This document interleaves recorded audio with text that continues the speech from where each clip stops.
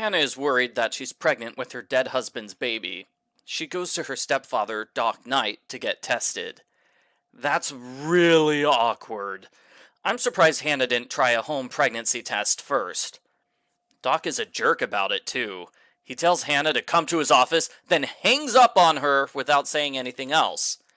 With friends like that, who needs enemies? Argo Font Book Review, Argo Font Book Review. Hannah isn't pregnant. That was just a gimmick to trick people into buying this book. Hannah missed her period due to the stress of the last few books. Doc orders Hannah to go on vacation for the sake of her mental health. He's already made plans for her to go to Los Angeles. I suppose that's nice of him, but suddenly canceling all of her plans without warning during a holiday week seems like it would be more stressful, not less.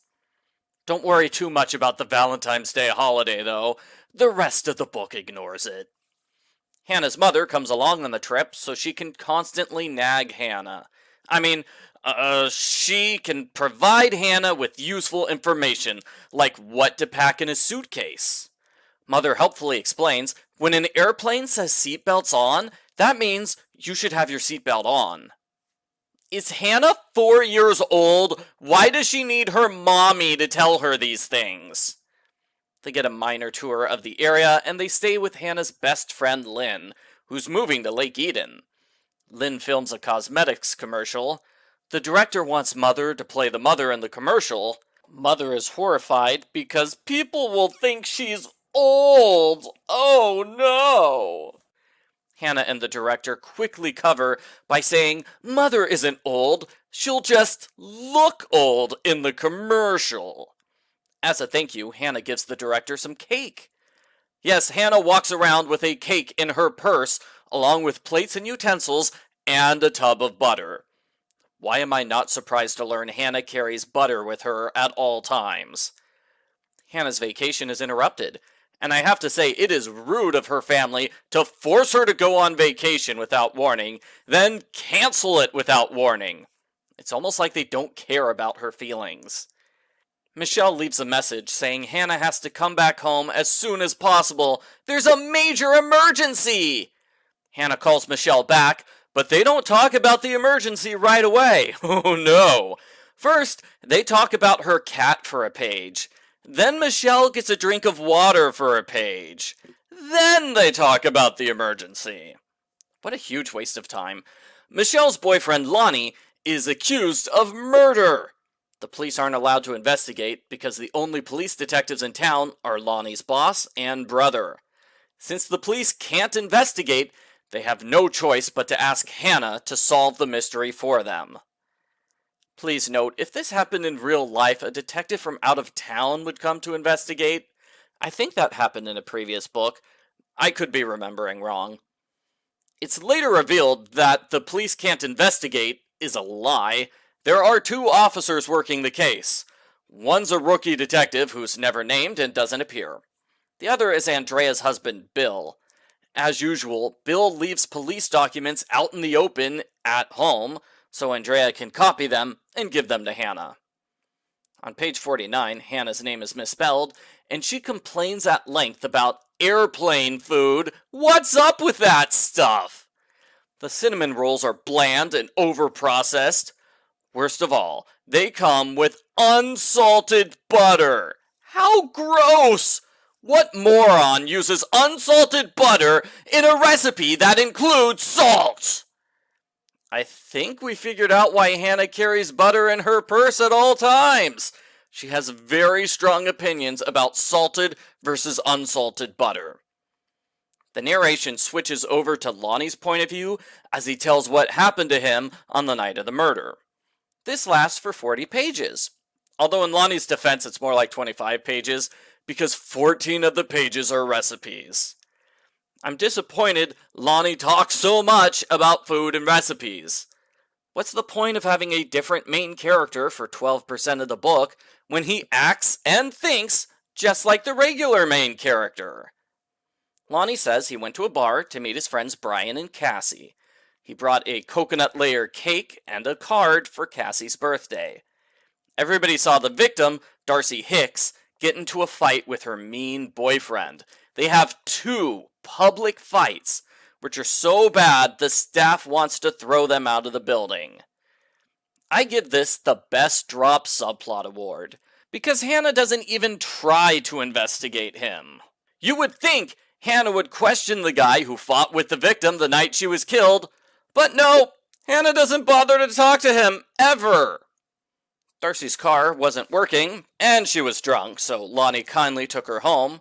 He brought the cake with him. Lonnie notes the card is still inside the cake box. I am mentioning this because 216 pages later, Lonnie remembers the card was with the cake, and everyone acts like it's a big surprise clue that solves the mystery. But no, readers knew about the card all along. The characters just forgot about it until it was time to wrap up the mystery. The culprit drugged Lonnie in advance. He collapses unconscious. When he wakes up the next morning, Darcy is dead, and he's the prime suspect. Of course, the culprit stole the cake from the crime scene. Why wouldn't they? It's free cake! Hannah and her friends read the autopsy report, which tells them nothing new besides the fact that Darcy's pregnant, which is an avenue of investigation they completely ignore. They make an exhaustive list of everybody who could have drugged Lonnie. The list never gets mentioned again, and they never investigate anyone on the list, so I don't know what the whole point of the thing is. Instead, our heroes spend 150 pages investigating the victim's car. The repairman says the car was sabotaged at the victim's work. The victim's 2 employees readily confess they did it as an act of petty revenge, and the victim's boss shows he has a solid alibi. That's the entire investigation. It takes over 100 pages because Hannah is constantly distracted by food.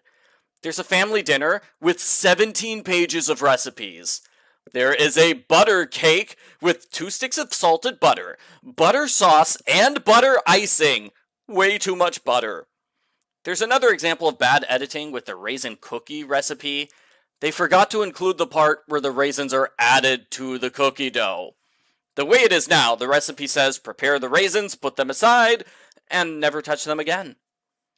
The investigation goes back to focusing on cars when some customers at the cookie store say they saw a melon-colored car at the victim's house on the night of the murder. Hannah checks and confirms that the lighting in that place is just weird, meaning the culprit's car isn't orange, it's brown. Hannah says that's good because a brown car is easier to find than an orange car. Doesn't she have that backwards?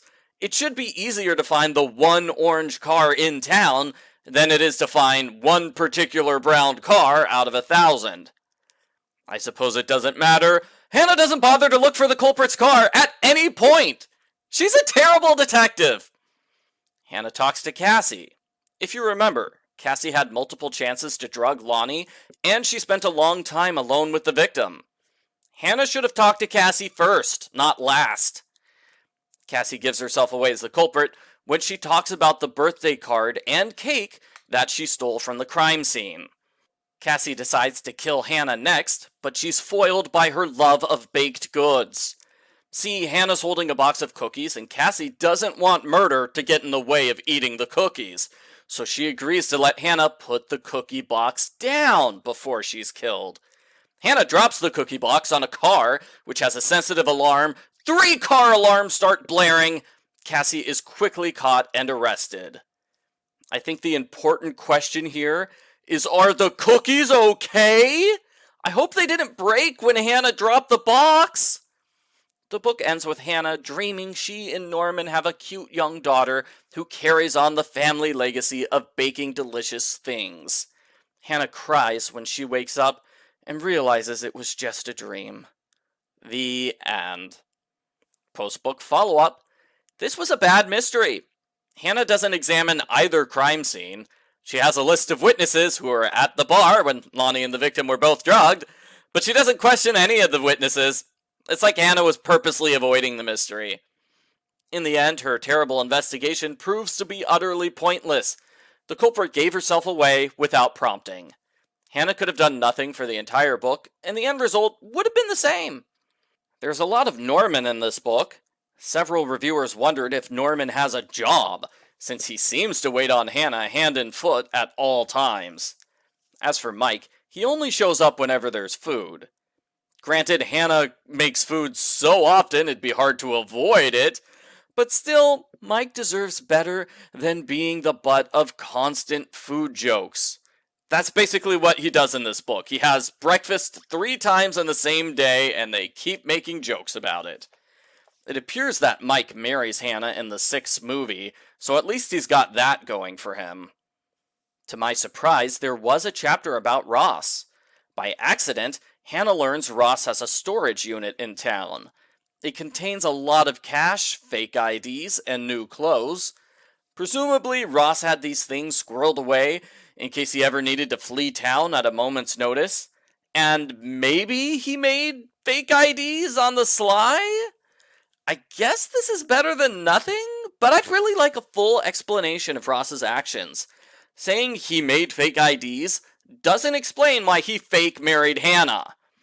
I know most readers are burnt out on the Ross drama at this point, but I'm still far more interested in solving the mystery of Ross's fake marriage to Hannah than anything else the series is offering. Overall, it's another bad entry in the series. Clearly, the author cares more about recipes than coherent mysteries. I wouldn't recommend it. Maybe the book would be better if there was a subplot about Hannah's cat. I give Hannah Swensen number 25, Coconut Layer Cake Murder, a 1 out of 10.